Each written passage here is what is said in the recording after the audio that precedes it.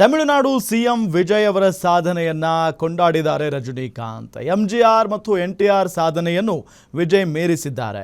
ವಿಜಯ್ ಸಾಧನೆ ನನಗೆ ಅಚ್ಚರಿ ಮತ್ತು ಖುಷಿಯನ್ನ ತಂದಿದೆ ಅಂತ ಚೆನ್ನೈನಲ್ಲಿ ನಡೆದ ಸುದ್ದಿಗೋಷ್ಠಿಯಲ್ಲಿ ಸೂಪರ್ ಸ್ಟಾರ್ ರಜನಿಕಾಂತ್ ಹೇಳಿಕೆಯನ್ನ ಕೊಟ್ಟಿದ್ದಾರೆ.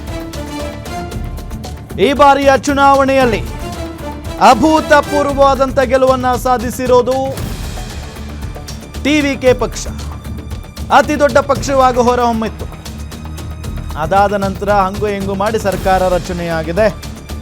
ಈಗ ರಜನಿಕಾಂತ್ ಅವರು ಹಾಡಿ ಹೊಗಳಿದ್ದಾರೆ ವಿಜಯ್ ಅವರ ಸಾಧನೆಯನ್ನ. ವಿಜಯ್ ಸಾಧನೆ ನನಗೆ ಅಚ್ಚರಿ ಜೊತೆಗೆ ಖುಷಿಯನ್ನು ತಂದಿದೆ. ತಮಿಳುನಾಡಿನಲ್ಲಿ ವಿಜಯ್ ಏಕಾಂಗಿಯಾಗಿ ಗೆಲುವನ್ನ ಸಾಧಿಸಿದ್ದಾರೆ. ಕೇಂದ್ರದ ಬಿಜೆಪಿ ಸರ್ಕಾರದ ವಿರುದ್ಧ ದಿಗ್ವಿಜಯ ಸಾಧಿಸಿದ್ದಾರೆ. ತಮಿಳುನಾಡಿನ 2 ದಿಗ್ಗಜ ದ್ರಾವಿಡ ಪಕ್ಷಗಳ ವಿರುದ್ಧ ಗೆದ್ದಿದ್ದಾರೆ. ವಿಜಯ್ ಸ್ವತಂತ್ರವಾಗಿ ಎಲ್ಲರ ವಿರುದ್ಧ ಗೆದ್ದಿದ್ದಾರೆ ಅಂತ ರಜನಿಕಾಂತ್ ಈ ಸಂದರ್ಭದಲ್ಲಿ ಹೇಳಿಕೆಯನ್ನ ಕೊಟ್ಟಿದ್ದಾರೆ.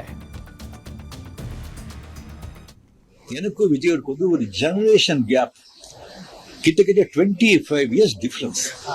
நான் முதல்லயே சொல்லியிருக்கேன், நான் விஜய் நான் இதை கம்பேர் பண்ணிக்கிட்டா அது எனக்கு நல்லது இல்லை, கெட்ட பேர். விஜய் என்ன பத்தி கம்பேர் பண்ணிட்டா அவருக்கு நல்லது.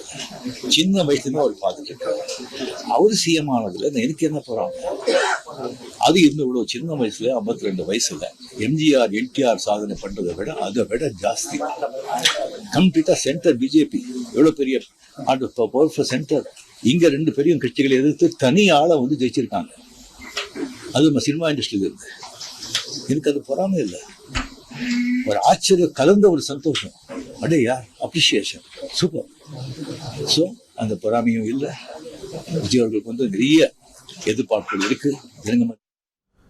ಇದೇ ವಿಚಾರಕ್ಕೆ ಸಂಬಂಧಪಟ್ಟಂತೆ ಡೀಟೇಲ್ಸ್ ಕೊಡ್ತಾರೆ ನಮ್ಮ ಫಿಲಂ ಬ್ಯೂರೋ ಹೆಡ್ ಲಕ್ಷ್ಮೀನಾರಾಯಣ್ ಸಂಪರ್ಕದಲ್ಲಿದ್ದಾರೆ. ಲಕ್ಷ್ಮೀನಾರಾಯಣ್, ನಿಜಕ್ಕೂ ಕೂಡ ಅಂದ್ರೆ ವಿಜಯ್ ಅವರ ಸಾಧನೆಗೆ ಇಡೀ ದೇಶವೇ ಕೊಂಡಾಡಿದೆ. ಈಗ ರಜನಿಕಾಂತ್ ಅವರ ಸರದಿ ಏನ್ ಹೇಳಿದ್ದಾರೆ ರಜನಿಕಾಂತ್ ಅವರು ವಿಜಯ್ ಅವರ ಬಗ್ಗೆ? ಎಸ್ ರಾಮ್, ಈಗಷ್ಟೇ ನಾವು ಈ ಹಿಂದಿನ ಬುಲೆಟಿನ್ ಅಲ್ಲಿ ರಜನಿಕಾಂತ್ ಅವರು ಮಾತನಾಡಿದಂತ ಒಂದಷ್ಟು ಹೇಳಿಕೆಗಳ ಬಗ್ಗೆ ನಾವು ವಿಶ್ಲೇಷಣೆ ನೀಡಿದ್ವಿ. ಈಗ ಅದ್ರ ಮುಂದುವರೆದ ಭಾಗ ಮಾತನಾಡೋದಾದ್ರೆ, ಅಫ್ಕೋರ್ಸ್ ರಜನಿಕಾಂತ್ ಅವರಿಗೆ ಅಂದ್ರೆ ವಿಜಯ್ ಅವರು ಸಿಎಂ ಆಗಿದ್ದು ಟಿವಿಕೆ ಪಕ್ಷವನ್ನ ಆಡಳಿತಕ್ಕೆ ತಂದಿದ್ದು ಲಿಟ್ರಲಿ ಶಾಕ್ ಇದೆ. ಅಟ್ ದ ಸೇಮ್ ಟೈಮ್ ಖುಷಿ ಕೂಡ ಇದೆ ಅಂತಕ್ಕಂಥ ಮಾತನ್ನ ಹೇಳಿದ್ದಾರೆ. ಅಷ್ಟೇ ಅಲ್ಲ, ಸುಮಾರು ದಶಕಗಳ ಕಾಲದಿಂದ 2 ದಿಗ್ಗಜ ದ್ರಾವಿಡ ಪಕ್ಷಗಳಾದಂತಹ ಡಿಎಂಕೆ ಮತ್ತು ಎಐಡಿಎಂಕೆಗಳು ಸತತವಾಗಿ ಸರ್ಕಾರವನ್ನ ಮುನ್ನಡೆಸ್ಕೊಂಡು ಬರ್ತಾ ಇದ್ವು. ಆ 2 ಪಕ್ಷಗಳನ್ನ ಧೂಳಿಪಟ ಮಾಡಿ ಇಷ್ಟೊಂದು ಚಿಕ್ಕ ವಯಸ್ಸಿನಲ್ಲಿ ವಿಜಯ್ ಬಂದು ಈ ತರದೊಂದು ಹೊಸ ಪಕ್ಷ ಕಟ್ಟಿ ಅಧಿಕಾರಕ್ಕೆ ತರೋದಿದೆಯಲ್ಲ, ನಿಜಕ್ಕೂ ಅದನ್ನ ಅಪ್ರಿಶಿಯೇಟ್ ಮಾಡ್ಲೇಬೇಕು, ಸೂಪರ್ ಅಂತಕ್ಕಂಥ ಮಾತನ್ನ ಹೇಳಿರ್ತಕ್ಕಂಥದ್ದು. ಅಂದ್ರೆ ರಜನಿಕಾಂತ್ ಅವರು ಎಂಜಿಆರ್ ಮತ್ತೆ ಎನ್ಟಿಆರ್ ಅಂತಹ ಏನು ಮೇರು ಶಿಖರಗಳನ್ನು ಅವ್ರನ್ನು ಕೂಡ ಮೀರಿಸುವಂತಹ ಒಂದು ಸ್ಟಾರ್ಡಮ್ ನ ಅಥವಾ ಈ ಗೆಲುವನ್ನ ವಿಜಯ್ ಪಡ್ಕೊಂಡಿದ್ದಾರೆ ಅಂತಕ್ಕಂಥ ಸ್ಟೇಟ್ಮೆಂಟ್ ಕೊಟ್ಟಿರ್ತಕ್ಕಂಥದ್ದು ನಿಜಕ್ಕೂ ಅಚ್ಚರಿಯ ಮಾತು ಅನ್ಬೋದು. ಯಾಕಂತಂದ್ರೆ ಎಂಜಿಆರ್ ನ ಸೂಪರ್ ಸ್ಟಾರ್ ಮಾಡಿದ್ದೆ ಕರುಣಾನಿಧಿಯನ್ನ ಮುಖ್ಯಮಂತ್ರಿ ಆಗಿಸಿದ್ದೆ ಎಂಜಿಆರ್. ಆವಾಗ ಡಿಎಂಕೆ ಪಕ್ಷದಿಂದ ಹೊರಗಡೆ ಬಂದು ಎಂಜಿಆರ್ ಎಐಡಿಎಂಕೆ ಪಕ್ಷವನ್ನ ಕಟ್ಟಿ ಕೂಡಲೇ ಅಂದ್ರೆ ಶಾರ್ಟ್ ನೋಟಿಸ್ ಅಲ್ಲಿ ಅವರು ಕೂಡ ಅಧಿಕಾರಕ್ಕೆ ಬರುವಂತ ಒಂದು ಆಗಿರುತ್ತೆ ಈ ಹಿಂದೆ ಇತಿಹಾಸವನ್ನು ನಾವು ಅವಲೋಕಿಸಿದಾಗ. ಜೊತೆಗೆ ಯಾರೋ ನಮ್ಮ ತೆಲುಗು ದೇಶದ ಒಬ್ಬ ಜನಪ್ರತಿನಿಧಿಗೆ ಅವಮಾನಿಸಿದ್ರು ಸೆಂಟ್ರಲ್ ಅಲ್ಲಿ ಅಂತಕ್ಕಂಥ ಕಾರಣಕ್ಕೆ ತೆಲುಗು ದೇಶಂ ಪಾರ್ಟಿಯನ್ನ ಕಟ್ತಾರೆ ಎನ್ಟಿಆರ್ ಅವರು ಕೂಡ ಡೆಲ್ಲಿಯನ್ನ ಅಲ್ಲಾಡಿಸುವಂತಹ ಒಂದು ಪಕ್ಷವನ್ನಾಗಿ ತುಂಬಾ ಪ್ರಾದೇಶಿಕ ಪಕ್ಷವನ್ನ ಕಟ್ಟಿ ದೊಡ್ಡ ಮಟ್ಟಕ್ಕೆ ಬೆಳೆದು ಈ ರೀತಿ ಕೂಡ ನಾವು ಆಡಳಿತ ನಡೆಸಬಹುದು ಅಂತಕ್ಕಂಥದನ್ನ ದೆಹಲಿಗೆ ಮುಟ್ಟಿಸುವಂತ ಕಾರ್ಯ ಮಾಡ್ತಾರೆ.